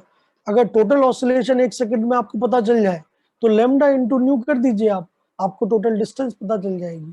तो ये चीज हमेशा फिक्स है और ये चीज बहुत इंपॉर्टेंट है, इसको आपको याद रखना चाहिए। तो किसी भी वेव के लिए जब आप लेमडा और न्यू को मल्टीप्लाई कर देते हैं तब वो क्या बन जाता है? Speed of the wave. और ये बात पक्की है। मैं यहाँ पे एक और चीज लिख देता हूँ, एक और इम्पोर्टेंट बात, all electromagnetic waves travels with constant speed of 3 into 10⁸ metre per second. आ गया भाई? नहीं आ रहा यहाँ पे, चलिए ठीक है। तो जितनी भी मतलब इलेक्ट्रोमैग्नेटिक वेव है, वो चाहे किसी भी कोई भी इलेक्ट्रोमैग्नेटिक वेव हो, चाहे वो रेडियो वेव हो, चाहे वो आपकी सेल फोन की माइक्रोवेव्स हो, चाहे वो क्या कहते हैं आपके एक्स रेज हो, चाहे गामा रेज हो, चाहे कॉस्मिक रेज हो, चाहे इंफ्रारेड रेज हो, चाहे लाल काला पीला गुलाबी हरा नीला कलर हो, अगर वो इलेक्ट्रोमैग्नेटिक रेडिएशन है तो उसकी स्पीड जो है वो फिक्स होती है। कितनी? 3 लाख किलोमीटर पर सेकंड। समझ में आ रही बात? ओके, आई थिंक कोई चैट बॉक्स में कुछ लिखा है, देख लेते हैं। I did not understand time period. अच्छा भाई, टाइम पीरियड क्या है? भाई आपको पता है, जैसे मैं बोलूं कि मैं एक सेकंड में 10 चक्कर लगाता हूं, तो बताइए एक चक्कर लगाने में कितना समय लगा? बेसिक सा सवाल, कॉमन सेंस। अगर मैं एक सेकंड में 10 चक्कर लगाता हूं, मेरी फ्रिक्वेंसी 10 है, फ्रिक्वेंसी क्या रिप्रेजेंट करती है? कितने चक्कर लगाए आपने एक सेकंड में। तो वही मैं बोल रहा हूँ कि मैं एग्जांपल दे रहा हूँ आपको कि मैंने एक सेकंड में 10 चक्कर लगाए, ठीक है? बताइए एक चक्कर लगाने में कितना कितना सेकंड लगा? 1/10, यही तो है। तो टाइम पीरियड बता रहा है कि एक चक्कर लगाने में कितना समय लगेगा, और फ्रिक्वेंसी बता रही है कि एक सेकंड में कितने चक्कर लगेंगे। तो हमेशा टाइम पीरियड फ्रिक्वेंसी का होगा, सीधी बात। ये तो हमने बोर्ड्स मॉडल में भी इस्तेमाल किया है, वो टी_n और न्यू_n के फॉर्मूले निकालने में, ठीक है? सो ऑफ कोर्स इसमें कोई दिक्कत नहीं होनी चाहिए आपको। सो time period is always inverse of what? Frequency. ये केवल यहाँ पे वैलिड नहीं है, हर जगह वैलिड है, ठीक है? हाँ बोलिए।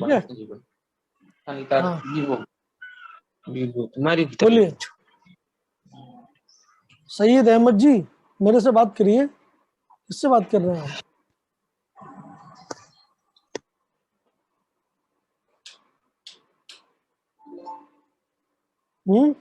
मेरे से बात कर लो यार। हाँ हो गया, चलिए बढ़िया। सो बहुत ही क्लियरली आप समझ सकते हैं कि जो मैं आपको समझाना चाहता हूँ कि भाई ये जो इंपॉर्टेंट टर्म्स हैं, इनमें भी सबसे ज्यादा इंपॉर्टेंट क्या है? लेमडा, न्यू और सी, ठीक है? बाकी टाइम पीरियड ठीक है, पूछा जाएगा तो आप बता देंगे, but lambda into nu is equal to C, ये तो भर भर के इस्तेमाल होने वाला है, तो ये तो आपको याद रखना चाहिए। और जो अगली चीज मैं आपको एक्सप्लेन कर रहा था वो क्या है, मैं यहाँ पे डिटेल में लिख देता हूँ कि all electromagnetic waves travels with a constant speed of 3 × 10⁸ metre per second. नहीं बात, ये मतलब कितना हो गया, 3 लाख किलोमीटर पर सेकंड के बराबर। ठीक है, तो ये आपको याद रखना चाहिए। This is again an important result. चलिए, और कोई डाउट है किसी को, है क्या? नहीं। चलिए, तो एक और टर्म है जो हमें डिफाइन कर लेनी चाहिए, क्योंकि वो भी हम यूज करेंगे। तो सिक्स्थ वाली जो टर्म है that is known as wave number, और ये रिप्रेजेंट होता है न्यू बार से, मतलब न्यू के ऊपर एक बार लगा दीजिए, उससे रिप्रेजेंट होता है वेव नंबर। ठीक है, तो वेव नंबर कैसे डिफाइंड होता है? ये वेव नंबर को अगर मैं डेफिनेशन की फॉर्म में लिखना चाहूँ तो डेफिनेशन की फॉर्म में लिख सकता हूँ कि the number of wavelengths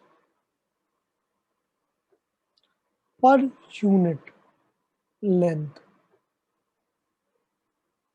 that means एक यूनिट लेंथ में कितनी वेवलेंथ आएंगी, मतलब कितने वेव्स, कंप्लीट वेव्स बन जाएंगे, that is known as wave number. ठीक है, और वेव नंबर कैसे रिप्रेजेंट होता है? वेव नंबर रिप्रेजेंट होता है nu bar is equal to 1/λ। तो ये भी एक इंपॉर्टेंट रिजल्ट है। ठीक है, वन क्या है? एक यूनिट लेंथ, लेमडा क्या है? एक ऑसिलेशन में कितनी डिस्टेंस ट्रेवल की। ठीक है, तो बताइए कितने ऑसिलेशन होंगे एक यूनिट लेंथ में? 1/λ। ठीक है, सो 1/λ विल गिव यू की number of waves per unit length. जैसे अगर मैं बोलूं कि मेरी वेवलेंथ है 0.5 मीटर, ठीक है, मेरी वेवलेंथ है 0.5 मीटर, बताइए 1 मीटर में कितनी वेव्स बनेंगी? तो आप क्या करोगे? 1/0.5, है कि नहीं? सो ऑफ कोर्स यूनिट लेंथ में मतलब total length divide by length in one oscillation, so that is 1/0.5, so that will give you the number of wavelengths which can be accommodated in a unit length। ठीक है, and that is known as wave number। तो ये 6 important result हैं जो आपको किसी भी wave के बारे में पता होने चाहिए। किसी को कोई भी दिक्कत है, परेशानी है, बताएं। सर पहले वाले पॉइंट को मैंने नोट नहीं किया सर, प्लीज हमें दिखाइए। बिल्कुल, ये लीजिए, देख लीजिए। 1, 2 and 3 सर। ठीक है, आप वैसे नोट करने में समय मत लगाइए, क्योंकि ये सारा का सारा मैं आपको भेज ही दूंगा, आपके ग्रुप में डाल दूंगा, तो आपको समझने पर ज़्यादा ध्यान देना चाहिए। तो मैंने लिख ही दिया है, ठीक है, ये आपको मिल जाएगा आपके ग्रुप में, क्लास खत्म होने के बाद मैं भेज दूंगा। ओके सर, ठीक है, तो कोई लिखने की आवश्यकता नहीं है आपको, तो इतना चिंता मत करिए, ये सब आपको मैं दे दूंगा। ठीक है, चलिए, तो ये 6 पॉइंट हैं जिनके थ्रू आप किसी भी वेव को आइडेंटिफाई कर सकते हैं। ठीक है, लेकिन इंपॉर्टेंट पॉइंट्स यही है जो कि आपको आगे भी यूज करने पड़ेंगे। एक तो लेमडा क्या है, न्यू क्या होता है, स्पीड क्या होता है, और बहुत से बात वेव नंबर निकालने का तरीका। सैयद अहमद जी, आप कुछ बोलना चाहते हैं? बोलिए। नहीं, चलो ठीक है। चलिए, तो यहां तक हमें क्या क्लियर हो गया? सो देखो, शुरुआत से मैं आपको समझा देता हूँ एक बार और, कि शुरुआत हुई थी कहाँ से? शुरुआत हुई थी कि हमें ये 5 फॉर्मूले मिल गए, हम बहुत खुश हुए, वेरी गुड, एनर्जी एनर्जी सब मिल गया। लेकिन अभी भी हम इलेक्ट्रॉनिक ट्रांजिशंस को समझ तो सकते हैं कि एनर्जी आएगी, इलेक्ट्रॉन एनर्जी लेके ग्राउंड स्टेट से एक्साइटेड स्टेट में जा सकता है, या फिर एक्साइटेड स्टेट से एनर्जी छोड़ते हुए ग्राउंड स्टेट में आ सकता है। समझ में आ रहा है, नो डाउट। बट ये जो भी एनर्जी एब्जॉर्प्शन है या जो भी एनर्जी इमिशन है, ये हमेशा इलेक्ट्रोमैग्नेटिक वेव की फॉर्म में ही होता है। ठीक है, लाइट निकलती है, अलग अलग कलर्स की लाइट जनरेट होती है। दैट मीन्स मुझे सबसे पहले आइडिया लगाना पड़ेगा कि इलेक्ट्रोमैग्नेटिक वेव अगर है तो उनका एनर्जी कितना होता है। ठीक है, मतलब मुझे क्या पढ़ना पड़ेगा, वेव क्या होते हैं, फिर मुझे क्या पढ़ना पड़ेगा, इलेक्ट्रोमैग्नेटिक वेव क्या होते हैं, फिर मुझे क्या पढ़ना पड़ेगा, उनके अंदर एनर्जी एसोसिएटेड कितना होता है। क्योंकि जब तक मुझे ये 3 पॉइंट नहीं पता होंगे तब तक मैं ये नहीं बोल सकता कि भैया इतने मतलब लेमडा का या इतने न्यू का फोटोन इलेक्ट्रॉन ने एब्जॉर्ब किया तो वो कहाँ जाएगा, कौन सी ऑर्बिट में जाएगा, मुझे नहीं पता। क्योंकि मैं अभी वेव की एनर्जी नहीं निकाल पा रहा हूँ, ठीक है। तो मैं चाहूंगा कि मैं वेव की एनर्जी निकालूं। अब वेव की एनर्जी निकालने के पहले वेव पता होना चाहिए, ठीक है। तो सबसे पहले हमने शुरुआत की कहाँ से, कि वेव क्या होते हैं। तो पहले मैंने वेव का जनरल आइडिया आपको दिया, फिर मैंने क्या बोला, कितने टाइप के होते हैं, फिर मैंने उनमें से सेपरेट कर लिया कि इलेक्ट्रोमैग्नेटिक वेव जो है वो ट्रांसवर्स नेचर के होते हैं। बहुत बढ़िया। फिर मैंने क्या किया, मैंने कहा कि किसी भी वेव को डिफाइन करने के लिए कौन कौन से पैरामीटर लगते हैं। तो एक एक करके मैंने पैरामीटर्स को डिफाइन किया, जैसे wavelength, frequency, amplitude, time period, speed, number. समझ में आया? तो अभी तक हमने केवल 2 पॉइंट डिस्कस किए। कौन कौन से? पहला पॉइंट वेव क्या होता है, दूसरा पॉइंट इलेक्ट्रोमैग्नेटिक वेव कौन से नेचर का वेव है। अभी तक हम एनर्जी तक अभी भी नहीं पहुंचे हैं। हमारा प्राइम गोल तो एनर्जी ऑफ वेव निकालना है, खासकर कौन सी वेव, इलेक्ट्रोमैग्नेटिक वेव। चलिए, इतना क्लियर है सबको? कोई कुछ बोलना चाहता है, बोले।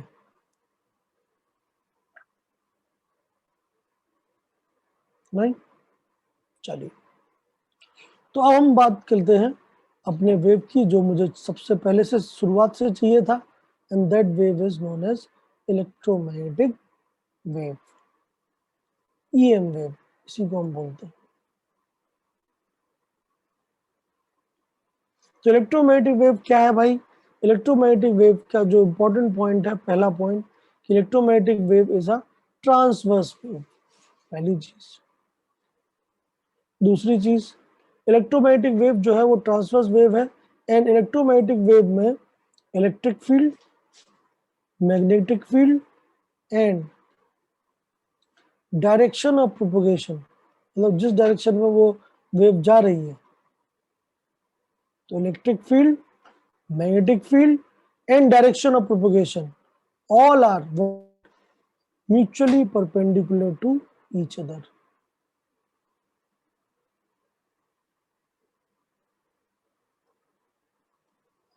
मतलब क्या है, अगर मैं इलेक्ट्रोमैग्नेटिक वेव को देखूं ढंग से तो मुझे कुछ ऐसे दिखाई देगा।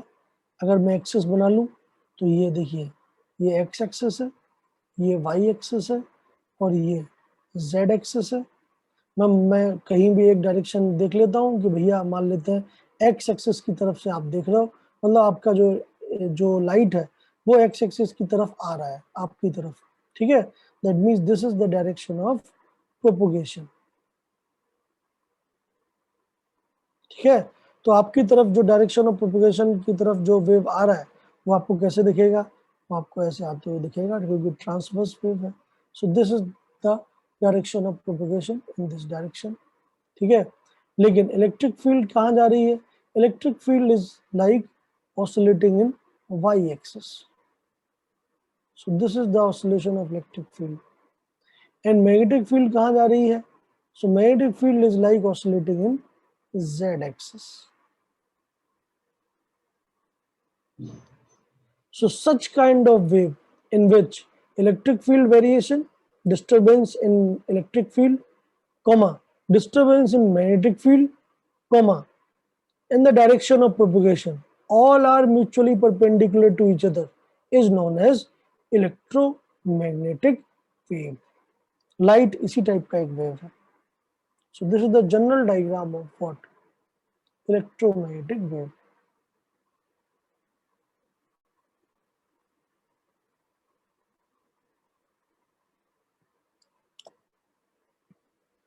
आप बोलेंगे सर इसमें तो बहुत सारे ऑसिलेशन है, बहुत सारे, मतलब मैं कहूँ कि आपके जो वेरिएशंस हैं, बिल्कुल है।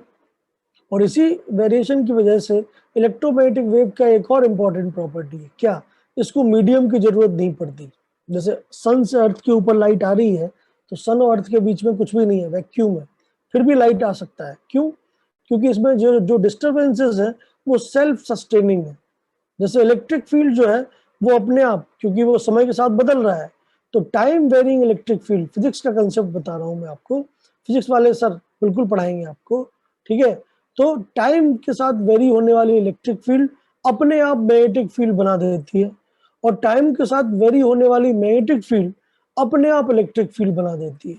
समझ में आई बात? तो जब वाई एक्सिस में इलेक्ट्रिक फील्ड कम होता है तो जेड एक्सिस में मैग्नेटिक फील्ड बढ़ जाता है, और जब जेड एक्सिस में मैग्नेटिक फील्ड कम होता है तो वाई एक्सिस में इलेक्ट्रिक फील्ड बढ़ जाता है।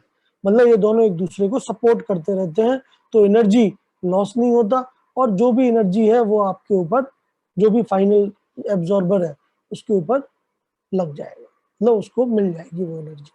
तो ये इस टाइप का मतलब वेव या एनर्जी ट्रांसफर है जिसके लिए मीडियम की जरूरत ही नहीं है। ठीक है, मतलब टेक्निकली अगर बोला जाए तो electromagnetic wave doesn't require any medium to travel. ठीक है, इसके अलावा हमने अभी तक जितने भी देखा, जैसे साउंड वेव मीडियम चाहिए, अगर एयर नहीं होगा तो आपको साउंड नहीं सुनाई देगा, क्योंकि एयर नहीं है तो प्रेशर नहीं है, तो प्रेशर वेरिएशन नहीं है तो साउंड कहाँ से आएगा? समझ में आ रही बात या नहीं आ रही?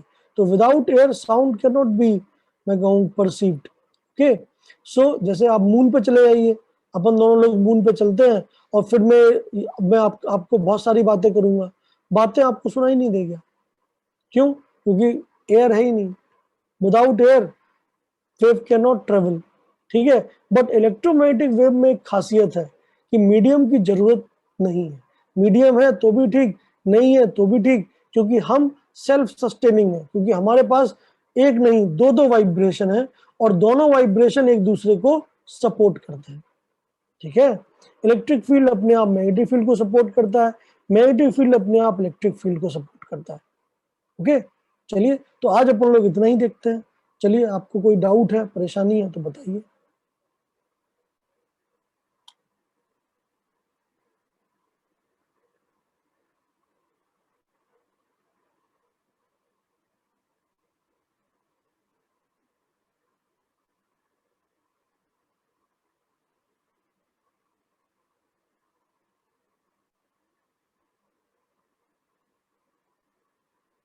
बोलिए,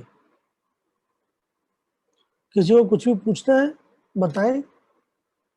ठीक है, तो बेसिक हमने अब शुरुआत से लेकर अभी तक क्या एक परेशानी थी। परेशानी क्या थी? परेशानी ये थी कि भैया इलेक्ट्रॉन जो है वो एनर्जी एब्जॉर्ब कर पा रहे हैं, किसकी फॉर्म में? इलेक्ट्रोमैग्नेटिक रेडिएशन की फॉर्म में। और एनर्जी रिलीज कर पा रहे हैं किसकी फॉर्म में? इलेक्ट्रोमैग्नेटिक रेडिएशन की फॉर्म में। लेकिन इलेक्ट्रोमैग्नेटिक रेडिएशन की क्या प्रॉपर्टीज हैं, इलेक्ट्रोमैग्नेटिक रेडिएशन में कितनी एनर्जी एसोसिएट होती है, ये मुझे अभी तक बताया नहीं गया है। तो हमने सबसे पहले क्या किया? हमने सबसे पहले वेव के बारे में पढ़ा, फिर हमने क्या किया? वेव के टाइप के बारे में पढ़ा, फिर हम इलेक्ट्रोमैग्नेटिक वेव पे पहुंचे, और अभी हमने इलेक्ट्रोमैग्नेटिक वेव को डिफाइन किया है। This is known as electromagnetic wave. ठीक है, इन द नेक्स्ट क्लास हम लोग क्या करेंगे कि किसी भी इलेक्ट्रोमैग्नेटिक वेव में lambda, nu, C, A, nu naught, इन सब के बेसिस पे एनर्जी कितनी होती है, क्योंकि जब तक हमें एनर्जी नहीं मिलेगा तब तक हम आइडिया नहीं निकाल सकते कि भैया इलेक्ट्रॉन किस ऑर्बिट में जाएगा या किस से किस ऑर्बिट में ट्रांसफर होगा। बोलिए।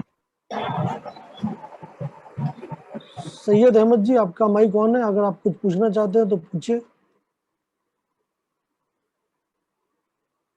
ओके देन, तो आई डोंट थिंक सो कि आपका कोई भी डाउट रह गया है। अगर रह गया तो आप डायरेक्टली मेरे को भेजिएगा, I will always try to help you. ठीक है, जो भी डाउट है, जो भी परेशानी है आपकी, आप बिल्कुल मतलब कोई भी संकोच मत करिए, मतलब सोचिए मत, आप सीधा भेजिए। ठीक है, आपके डाउट क्लियर होना ही फर्स्ट प्रायोरिटी है। ठीक है, तो जब भी कोई दिक्कत आए, नंबर आपको दे दिया है। अभी आई थिंक अजमल सर ने भी ग्रुप के अंदर एक पूरा सेट ऑफ नंबर्स डाल दिया है, क्योंकि डाउट सेशन हम लोग ने रखे थे शाम के टाइम 5 से 6, तो उसमें कोई आता ही नहीं है। ठीक है, एक दो लोग ही आते हैं, तो वो टाइम जो है वो क्या कहते हैं, दिक्कत ही होता है, मतलब बर्बादी हो जाता है एक हिसाब से हम लोगों का। तो ऑफ कोर्स या तो आप डाउट सेशन में आए और अपने सारे डाउट क्लियर करें। अगर आप डाउट सेशन में नहीं आ पा रहे हैं, देन 24/7 आप कभी भी जो भी डाउट आए, मान लेते रात को पढ़ रहे हैं, डाउट आ गया, फोटो खींच के भेज दीजिए रिस्पेक्टिव मेंटर को। ठीक है, तो सबके number I think Ajmal sir ने अभी भी भेजे हैं आपके ग्रुप में, आप देख सकते हैं। ठीक है, बट डाउट को बढ़ने मत दें, क्योंकि यही डाउट है जो कि धीमे धीमे करके बहुत बड़े डाउट्स में कन्वर्ट हो जाएंगे।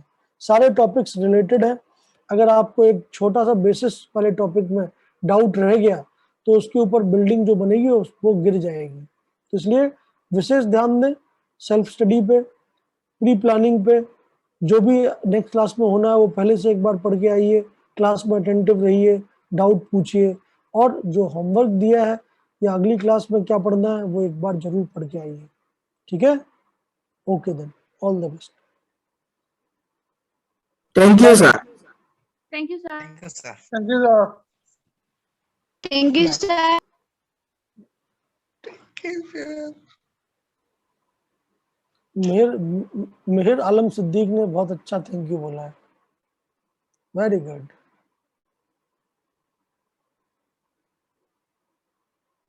Thank you, sir. अरे ठीक ठीक ठीक भाई, नेटवर्क का प्रॉब्लम है। हाँ हाँ मैं समझ रहा हूँ।